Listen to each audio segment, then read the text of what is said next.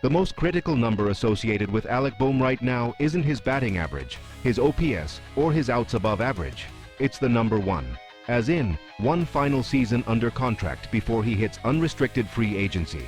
For a president of baseball operations like Dave Dombrowski, a player in his walk year who is underperforming isn't just a hole in the lineup. He's a depreciating asset on a ticking clock. And as the Phillies stumble through a frustrating April, the conversation inside the front office is shifting from "How do we fix him?" to "What is his value on the open market?"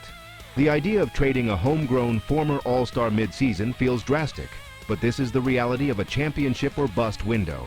The offense is sputtering, and the lineup construction around Bryce Harper and Kyle Schwarber looks dangerously thin. Pitchers are no longer challenging the middle of the order.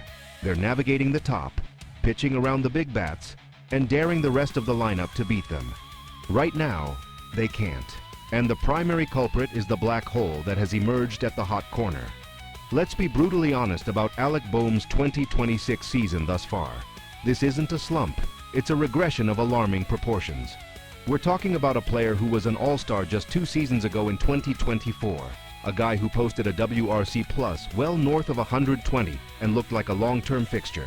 Today, his WRC plus is struggling to stay above 75, meaning he's been about 25% worse than a league average hitter. His chase rates are up, his hard hit percentage is down, and the defensive metrics, which were once a pleasant surprise, have cratered. His outs above average is back in the red after years of painstaking work to make himself a viable third baseman. This performance drop has a devastating ripple effect. When Bohm is right, he's the perfect number 5 or number 6 hitter, a guy who protects Trea Turner and forces pitchers to throw strikes to Bryce Harper. When he's what he is right now, he's an automatic out that kills rallies and allows opposing managers to deploy their bullpen specialists with impunity against the top of the order. Kevin Long can work his magic, but there comes a point where mechanical tweaks can't fix a crisis of confidence. And with every passing week, Bohm's trade value diminishes as his salary, roughly $8 million this year in his final year of arbitration, looks less like a bargain and more like dead weight. This is where the Milwaukee Brewers enter the picture. It's a trade proposal that, on the surface, seems uninspiring. But when you dig into the roster construction of both clubs, it makes a frightening amount of sense. The Brewers, perennially competitive under Matt Arnold, have a glaring weakness: third base. They entered the season with a platoon of Luis Rengifo and David Hamilton, a duo that has provided next to nothing offensively.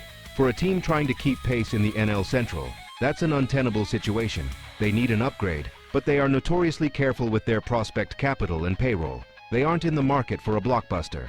They're in the market for exactly what Alec Bohm is: a reclamation project on an expiring contract. For the Brewers, the acquisition cost would be minimal. Bohm is a rental. He's struggling. The Phillies have very little leverage. Milwaukee wouldn't be trading a top 100 prospect. They'd be sending back a high-A pitcher with a decent fastball but control issues, or perhaps a middle reliever with a couple of years of team control left. It's a low-risk gamble for them. If a change of scenery and a new hitting coach unlock the 2024 version of Bohm, they've just stolen a key middle-of-the-order bat for pennies on the dollar to fuel a playoff run. If he continues to struggle, they DFA him in August and have lost virtually nothing. For Dave Dombrowski, this isn't about the return. It's about the opportunity cost of keeping Bohm on the roster. Trading Bohm accomplishes 3 distinct goals. First, it sends a shockwave through the clubhouse. This isn't a touchy-feely move. It's a ruthless, pragmatic declaration that performance is the only currency that matters. It tells every player on the 40-man roster, from the stars to the last man on the bench, that the front office will not tolerate passengers on a World Series journey.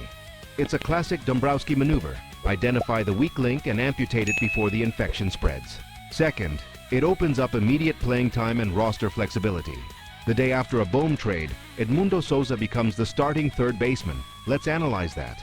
Offensively, it's likely a wash, at least compared to Bohm's current production.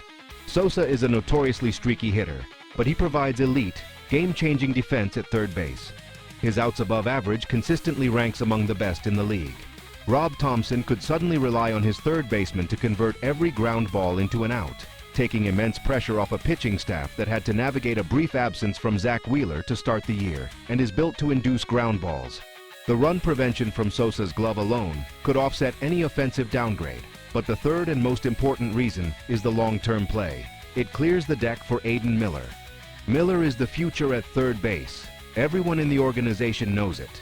He's the Phillies' top position player prospect for a reason. The only thing holding him back is health and service time.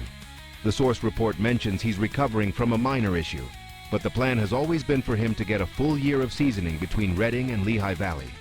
A Bohm trade accelerates that timeline without rushing it. With Bohm gone, the job is Sosa's for the interim. There's no pressure to call up Miller before he's absolutely ready. The front office can let him get his 400 and 500 plate appearances in the minors. But the moment he proves he's mastered AAA pitching, the path is clear. There's no veteran to trade, no awkward platoon to create. You make the call, option a utility player, and hand the keys to Miller for the stretch run and beyond. You start his service time clock when it benefits the team most, potentially gaining an extra year of control down the line. This is how smart big market teams operate. They use their financial might to plug holes while simultaneously clearing a runway for their cost-controlled, high-ceiling prospects. So, what does the return look like? Forget household names. Think about what Dombrowski values: power arms. The Phillies would likely target a reliever in AA or AAA from the Brewers system. Someone with a high strikeout rate but maybe a walk issue that the Phillies' lauded pitching infrastructure, led by Caleb Cotham, believes they can fix. It's a lottery ticket, but it's an asset. Right now, Alec Bohm is a rapidly depreciating asset, threatening to become a sunk cost. Turning that into any asset with future potential is a net win from a front office perspective. This isn't a panic move. It's a calculated piece of asset management. It acknowledges the failure of a player to meet expectations in his contract year, leverages a league-best internal replacement on defense in Edmundo Sosa, and, most critically, prepares the organization for the seamless arrival of its next cornerstone infielder in Aidan Miller. It's a trade that might not look sexy on paper, but it's the kind of shrewd, forward-thinking transaction that separates contenders from champions. The question is no longer if Dombrowski will consider it, but how much longer he's willing to wait. The dynamics of the 40-man roster are constantly in flux, and a move like this could redefine the Phillies' season. For more in-depth analysis on roster construction, prospect timelines, and the financial strategy behind the Fightin Phils, make sure you subscribe to the channel, your home for real Phillies insight.